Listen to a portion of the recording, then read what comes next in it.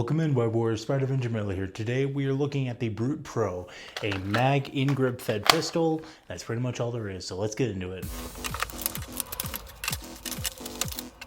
Included with the Brute Pro is the blaster itself, safety glasses, darts, 2 magazines, and instructions.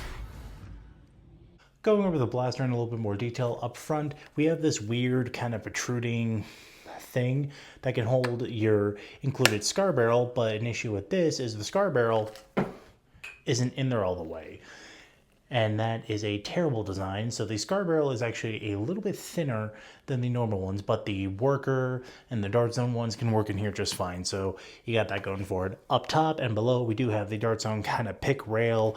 Back behind we do have a trigger safety, so when it is protruding on this side I cannot pull the trigger, push this in, and I can pull the trigger. Down to the trigger itself, this trigger is the worst trigger I think I have ever used on a blaster, and that is saying a lot because there have been some pretty bad triggers, but this is worse than a Busby trigger, and Busby triggers are some of my least favorite trigger designs. But of course this blaster does have slam fire, so you can hold down the trigger, and when your prime returns to the forward position it fires. Up to the top is how you prime the blaster to prime. You do that. The prime is a little bit heavy. It's not the worst, but over time it does get a little annoying. And the only thing I can really compliment on this is it's actually got a really good flawless air seal. Now getting down to the grip. The grip is not the most comfy. It's okay, but if you have larger than average hands, this might be a little uncomfortable for you, especially up in the kind of trigger guard area, because your middle finger can get rubbed up on there. And then of course up above we do have the magazine release. You just got to press that in. It sometimes gravity drops mags, but not all the time, so you're kind of gonna have to always adjust your grip to allow the mag to drop. And included is 2 Nightingale style 6-round magazines, even though these can technically hold 7, but you don't really want to ever overload the mags. But these are the same design as the Venom Pro magazines, so if you wanted a little more capacity, you could just do that, which is a good plus, but you can only use that if you really want to use that as a primary, I guess. And then back behind, we do have this. This is actually so you can unscrew the cap and get to the spring. So if you wanted to swap it to another spring, you could. But that's an external overview of the Brute Pro. Now let's show you this thing firing. Firing with the temper darts.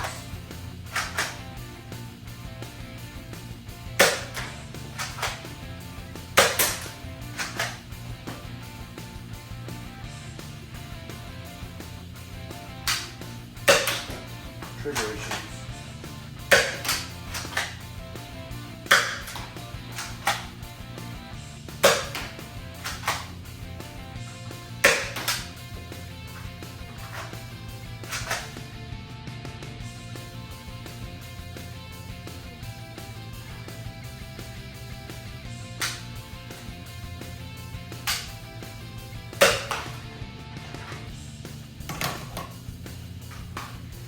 Slam fire.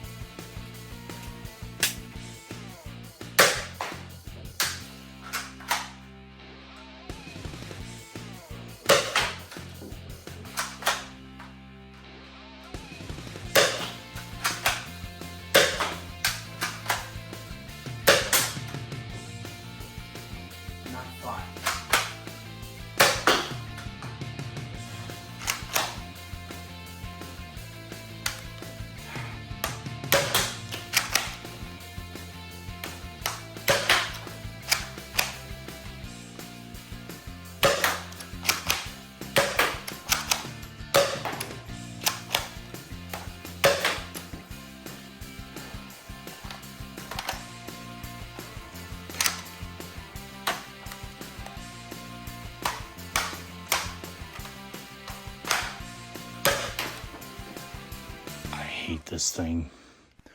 But this guy over the chronograph, and I was giving an average of about 154 feet per second, which is actually pretty consistent. I'm actually very happy about that. But with that, the blaster does as advertised. and I'm not really satisfied with it because this feels like a prototype. That's the only way that I can describe this guy. It really pains me that this guy doesn't work as flawlessly. The complaints are so many.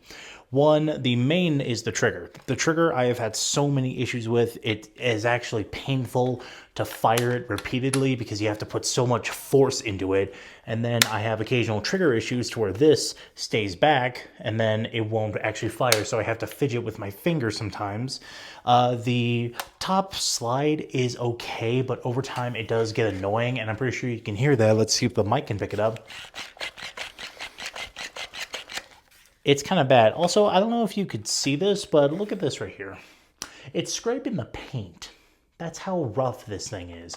Also, something I did forget to go over, and I do apologize. This thing does have a front and rear iron sight, but they're in the priming handle. So when you are firing this guy, if you are looking down the sights as you are traditionally trained to, the barrel is actually pointing a little bit downward. So in order to get this aligned and pointed right, you have to kind of forgo the back ones and go to the front iron sight, and that's really bad. I don't like that. Again, the scar barrel is an annoyance. I thought they were going to fix that, but they didn't. The scar barrel thankfully still does work, but the more shots you fire out of it, the scar barrel tends to slip out. So that's unfortunately pretty disappointing. And really the best part about this blaster is the magazines. These are really the best part. Even though they're tiny magazines, they're still the best part of the entire blaster. So, opinions? I don't really like this guy. This guy has kind of disappointed me. I don't understand what Dart Zone did wrong. Like, I don't understand why they would release a product like this. This is frustrating, and I'm not really happy about it. I was really hoping for better judgment. This was going to be a better blaster, but no. This guy has unfortunately very disappointed me. So I would say it's hard to, of course, say it's a bad blaster and not give you guys at least a reason why you would get this. So the only reason why you would get this is obviously if you wanted more Nightingale-like mags and you were looking for a new pistol, because this does at least, it is $25, so it at least is a fun pickup. But just go get the Mark II, go get the Mark 2.1. Like, those are actually better than this guy, unfortunately, because they at least have a more comfier slide and they have a much better trigger. Pretty sure you just saw that. It just did that. So yeah, unfortunately, I can't really in all recommend you go purchase this guy because unfortunately, these issues are just unacceptable. So thank you so much for watching the video, guys. If you happen to like what I do here, please like, hit subscribe, and leave a comment telling me what you liked. And I will see you guys in the next one. Much love, blast on, and stay tactical.